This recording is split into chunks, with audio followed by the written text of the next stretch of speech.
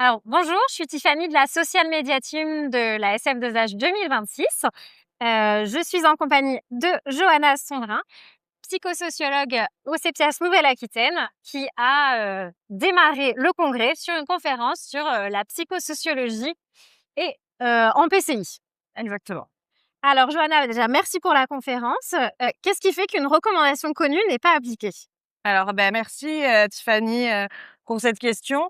Donc, on le sait, dans les PCI, le principal problème, c'est, la dichotomie entre la réalité de terrain, ce qui est appliqué sur le terrain, et les recommandations.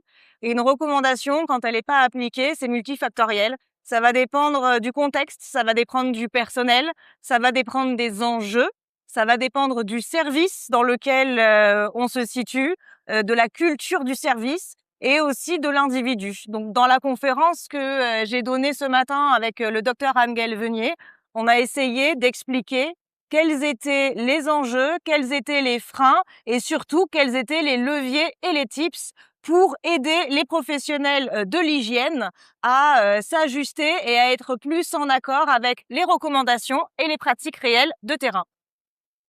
Et donc, justement, comment le modèle de la COMB peut aider à l'application d'outils et à la compréhension de ce qui se passe? Alors le modèle COMB, en fait, c'est un modèle qui explique que le comportement qu'une personne va avoir est déterminé par 3 facteurs, donc comme la capacité, l'opportunité et la motivation.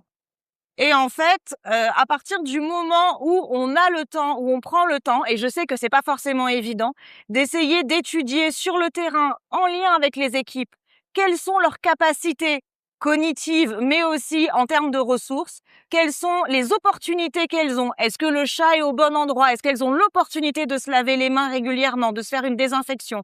Et quelle est la motivation? La motivation personnelle, mais aussi la motivation collective. Ces 3 facteurs peuvent vous aider à comprendre le comportement. Le comportement, en fait, c'est un signal, c'est le résultat, mais il y a beaucoup de choses sous-jacentes que le modèle COMB peut vous aider à comprendre.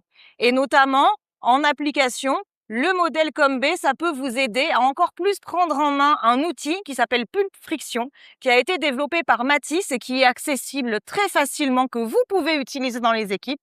Et en fait, COMB, c'est un modèle. Pulp Friction, c'est un outil et les deux vont vous aider à comprendre, à accompagner et à ajuster les pratiques et surtout à motiver vos équipes à embarquer avec vous dans les bonnes précautions contre le risque infectieux. Eh bien, merci pour toutes ces informations.